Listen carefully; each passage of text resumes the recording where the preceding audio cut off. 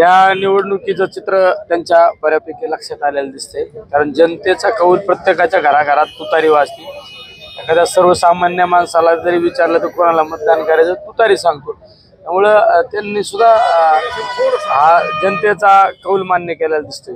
शहरामध्ये मी बऱ्याच वेळा खंत व्यक्त केली की आज अनिल भैया राठोड म्हणजे ज्यांच्या नेतृत्वाखाली आम्ही घडलो, खऱ्या अर्थाने माझ्या राजकीय कारकिर्दीमध्ये जे महत्वाचं मोलाचं मार्गदर्शन मला केलं असेल ते म्हणजे आमचे नेते अनिल भैया राठोड यांची आज आठवण होती. आज भैया असते तर मला नगर शहरामध्ये येण्याची गरज सुद्धा नसती पडली.